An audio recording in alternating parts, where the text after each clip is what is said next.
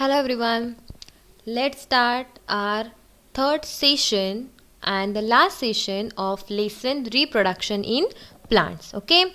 Already we have learned about asexual reproduction. Okay. Many modes or many ways of asexual reproduction we have already learned. Now in this session we are going to learn about sexual reproduction. Okay. As we have learned that there is a difference between the sexual and asexual. Okay, asexual means what? That is done by the vegetative parts of that plant. And the sexual reproduction means what? In this, reproductive parts are involved. Okay, so let's start to learn about the sexual reproduction in plants. Understood? So normally in sexual reproduction, a male and a female parent are required. Means both. Okay, male reproductive part of a plant and female reproductive part of a plant. So both parents are involved in the sexual reproduction in plants. So the male parent that produces the male gamete and the female parent means what? That produces the female gametes. Now means what are the gametes or how they form a new plant or how they fertilize, that we will see. What is actually happening in that? In fertilization, these gametes, that male gamete and female gamete, fuse together. Fuse means what? Combine together to form a zygote that develops into a new individual. Before we will start what is the fertilization or how there is a sexual reproduction takes place in plants, first we will learn the structure of a typical flower. Okay, as we have learned that flower is a sexual reproductive part of a plant. Correct? Flower is a reproductive part of a plant that involves in the development or the development of a new individual. Okay, see the parts of a flower. Most plants are having flowers. Correct? Most plants bear flowers and such plants are known as a flowering plants. And if the plants are there but the flowers are not there in the plant, means the plant is not bearing the flowers, so that is non-flowering plant. So there is a reproduction is in a different way. But normally most of the plants bear the flowers, which are known as the flowering plants. Now what is happening? The flowers produces fruits with the seeds. Okay, and then the seeds can form a new plant, and thus the flower is a reproductive part of a flowering plant. Understood? What is a reproductive part of a plant? Flower. And all flowers develop from buds. Maybe you have seen that. First the buds are there, then there is a formation of flower. So a typical flower has a 4 parts. You can see here. Sepals, this, that green colored part, maybe you have seen that. For this, take a hibiscus flower. Yes, we are taking for Ganpati and all, no? Red hibiscus flower. Take a hibiscus flower. Now you have to what? We will do the dissection of that flower. Okay, a red hibiscus flower. So whatever the green part is there, it is known as a sepal. Okay, then the petals part, the colorful red color part, that is your petals. Okay, then stamen and carpel, or sometime we can say the pistil part is there. Pistil or carpel, anything you can say. Okay, pistil or carpel. Okay, so one you can see here stamen, and here pistil, sepal and petals. So these are normally the 4 parts of flower. Okay, so what are the sepals?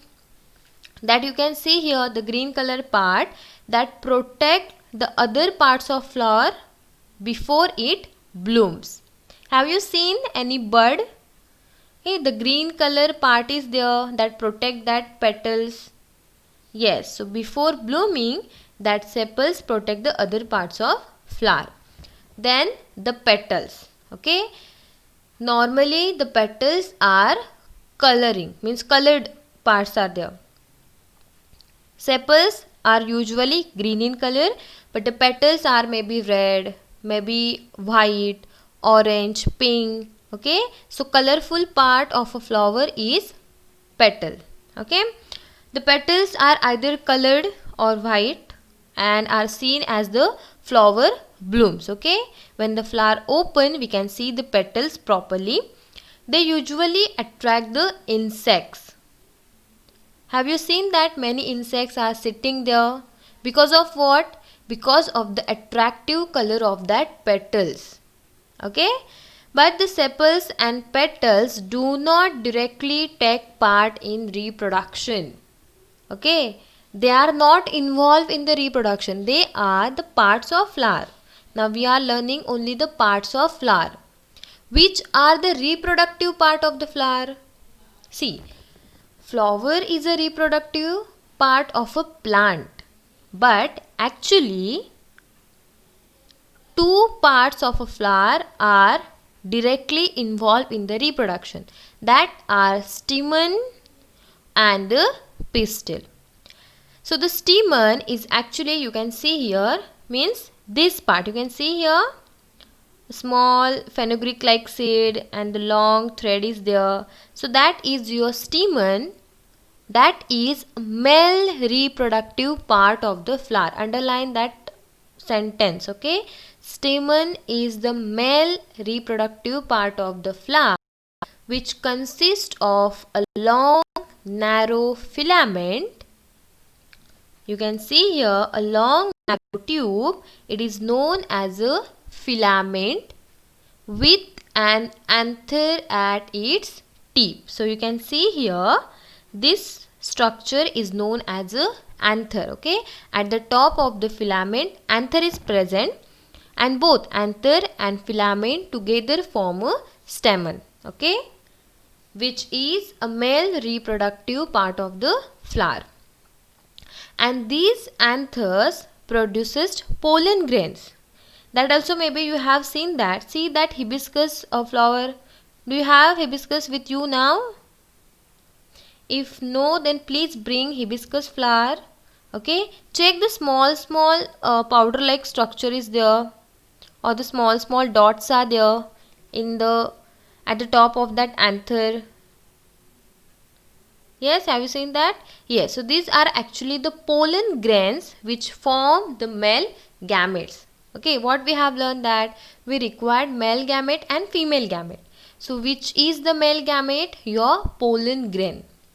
Okay, the pollen grains appear as a powdery material on the anthers. So you can see here, means here you can see the small, what we can say that the powder like structure is there, small. So that are your pollen grains, and that is about the stamen, reproductive part of a flower. Please don't confuse. Focus on this lesson properly. Next part is there. Now female gamete we have learned. So where is the male gamete we have learned? That stamen, which consist of anther and filament. Okay, on the anther the pollen grains are there which form the male gametes. So where is the female? That is your pistil or carpel. It is a female reproductive organ of the flower, and it is made up of, you can see here, stigma. This structure that also you can see in hibiscus flower. Okay, stigma, style, that this long tube, and ovary. Okay, so I will send you one video of dissection of that hibiscus flower, so you can see each and every part of this flower. You can also do the dissection of the flower, and you can see the stigma, style, ovary, ovules. Okay, that you can see. Understood? The style means you can see this style, this part is a long narrow tube rising from the ovary, okay, and the tip of the style, this is known as a stigma. Okay, the ovary is a swollen part at the bottom of the pistil. You can see, you can remove that long tube, carefully remove that. Okay, at the bottom of that you can see a swollen part. So that is actually your ovary, which contains one or more ovules. Okay, yes, I will send that video so you can properly understand that. The ovules contain the egg cells, which are actually the what? Female gametes of the plant. Means fusion of what? Fusion of pollen grains and that egg cells. Pollen grains, that is a part of male reproductive part, and egg cells, that is a part of female reproductive part, means female gametes. Okay, but again there are two types of flowers, means unisexual or bisexual. So first of all, see, take a screenshot. You can see here the male gametes, that is anthers and filaments. Okay, the pollen sacs are there that forming the pollen grains.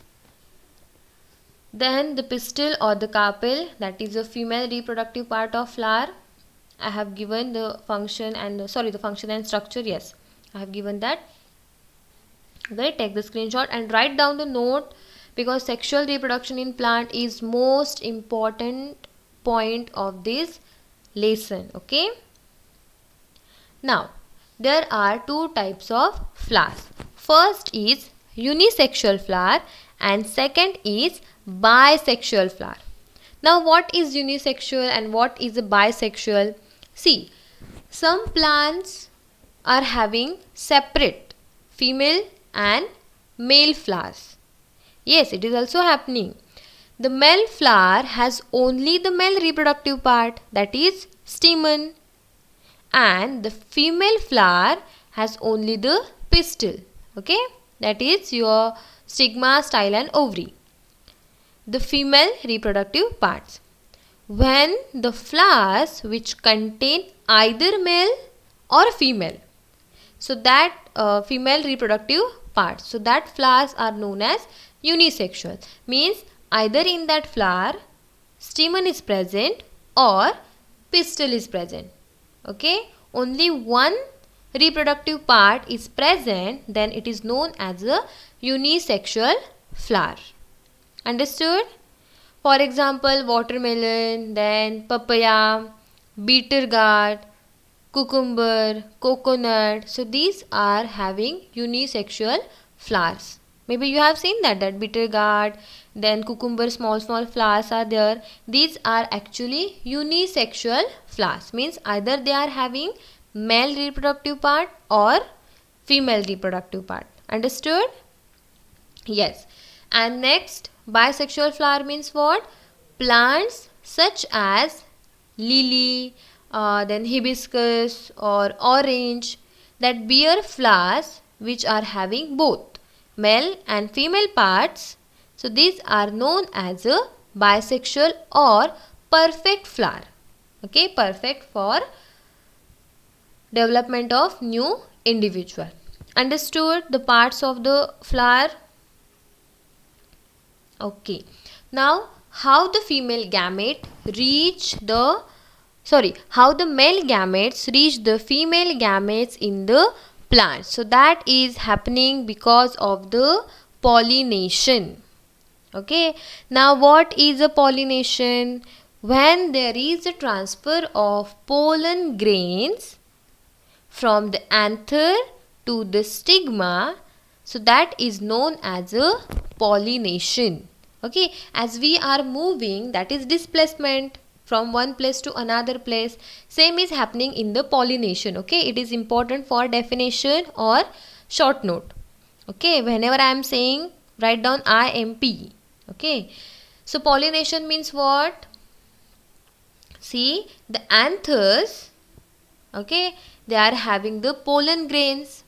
So when the pollen grains are transferred from anther, okay, from anther to the stigma, it is known as a pollination. Again, there are two conditions, that is self-pollination and cross-pollination. Now, self-pollination means what? If the pollination or the pollen grains from a flower reach the stigma of the same flower, means it is happening in one plant only, okay, or another flower on the same plant. Are you getting the point? Self-pollination means what? If the pollen grains from a flower reach the stigma of the same flower or another flower on the same plant, means either there is the same plant or same flower and the pollination is there, so that is self-pollination. And when the pollen grains from a flower that reach the stigma of a flower of another plant, so that is your cross-pollination. Are you getting? See, I have given the numbers here, flower 1, 2 and 3. Both are the different plants. When from second to third pollination is there, so that is self-pollination because it is happening with the same plant. But when the pollen grains from the second flower reaches to the first flower, so that is your cross-pollination. Understood? Understood? Okay. So these are the types of pollination. See the note I have given. Take a screenshot and then write down the difference. Okay, now what is actually happening, that how the male gametes reaches the female gametes. So see, the male and female gametes fuse and form a zygote, correct? Correct? Yes. But with the help of pollination, the male gamete reaches to the female gamete. So this is your answer. Okay. The pollen grains that are very light weight. Okay, they are very light in weight. So what is happening? With the help of birds or insects or wind, the pollen grains just transfer from flower to flower. So these are known as the pollinating agents, okay, that doing the pollination. And with the help of this pollination, the male gamete reaches to the female gametes in plants. Understood? Understood the pollination, then self-pollination and cross-pollination. Now the main point is there, that is your fertilization. Okay, so see, what is a fertilization? When a pollen grain falls on the stigma of the flower of the same kind or the different, so it develops a long tube that is called a pollen tube. Okay, see, this is your pollen tube. Then the pollen tube grows downwards through the style towards the ovary. Okay, the male gametes are inside this pollen tube, that is your pollen grains. So when the tip of the pollen tube that reaches to the ovary, okay, it opens and male gametes enter the ovary. And then the male gametes unites or fused with the egg cells, that is a female gamete, and it is known as a fertilization. Means there is a fusion of pollen grain with the egg cells, and then a fertilized egg is formed, which is known as a zygote, and like that there is a sexual reproduction in the plants. Understood what is a sexual reproduction? Okay, what is a fertilization? Understood? Yes, very good. Now, after the fertilization, what is happening? There is fruits and seeds are formed. So, how they are formed? See, after the fertilization process, the ovary of a flower grows and develops into a fruit. Okay, the ovary of flower that at the bottom of your flower is there, or bottom of that pistil. So that ovary of that flower grows, and then that develops into fruit, and the remaining parts of the flower is fallen down. The ovule develops and form the seeds of the fruits. Means what? Ovary changes to fruit and ovules changes to the seeds. Okay, the embryo is enclosed inside the seeds. Okay, some fruits like fleshy and juicy such as mango, apple, orange. Some fruits are hard like almonds and walnuts. So that is depend upon your embryo. Upon means upon your means actually of the plants. Okay, so like that there is a formation of fruits and seeds. Okay, understood? Fruit from the ovary and seeds from the ovules. Only that much points are enough. Okay, so you can see here the formation of fruits and seeds, what is actually happening. Okay, so master plant with the flowers where fertilization occurs. Okay, the ovary that containing the ovule. Okay, means ovary that changes to fruit and ovules changes to seeds. Then seeds, then there is a germination of seed, again there is a formation of new plant, again there is a fertilization. So like that the cycle is always going on. Okay, so here we have completed the sexual reproduction in plant. Now if do you have any doubt regarding sexual reproduction, or am I going fast, then please inform me about that, because it is an important point. Okay, for reference I will share you some videos, okay, how there is a fertilization. Okay, the animation videos I will send. Next is the small point, that is seed dispersal. Now seed dispersal means what? When the seeds are transported from one place to another place, that is your seed dispersal, and it is important process. Okay, seed dispersal, it is important, because if the seed dispersal is not there, there is no formation of the plants in many numbers. Okay, so this is helpful because it minimizes the competition for food, sunlight, water and minerals among the plants of the same kind in the same area. See, you can do one activity. Take 2 plates. Okay, put the soil in both plates. Then fenugreek seeds you can take, or the methi seeds you can take. Okay, that same.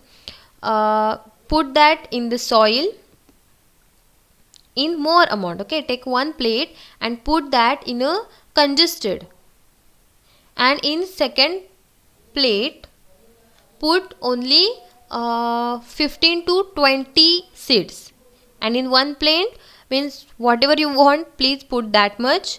You can see that in second plate we will get a healthy germination. We will see the healthy germination of that seeds, as the seed dispersal minimizes the competition for food, sunlight, water and minerals. Means if the seeds are in more numbers in a small area, there is a competition, and that's why the seed dispersal is important. Okay, the seed dispersal means the transportation of seed is happening because of the wind, then animals, water, then fruit explosion, or by humans. So that you can see here there how there is a seed dispersal. Okay, seed dispersal by wind is normally happening when the seeds are light in weight. So you can see the examples, that milkweed, dandelion and maple. Then by animals means what? See, the animals are eating the fruit and throwing the seeds everywhere. So that is your seed dispersal. Or when they are removing the solid from their body, there is also a seed dispersal. Then by water means what? That also light in weight, that seeds are also light in weight. Okay, so by the flow of the water, the seeds are transported from one place to another place. Okay, then next one is that by bursting, means some fruits are there, they just burst. Okay, means explode. and then there is a transportation of seeds, and some seeds are transported by the humans also. Okay, understood? So like that we have completed our lesson, that is reproduction in plants. Okay, in last session we have learned about sexual reproduction in plants. Still, if you have any doubt, please contact me, inform me. Okay, I will share you this PPT for your reference. I will share you some videos. Still, if you will not clear about the sexual reproduction in plants, ask me. Okay, still stay home, stay safe. Thank you. And one more thing is that complete your exercise. Okay, thank you.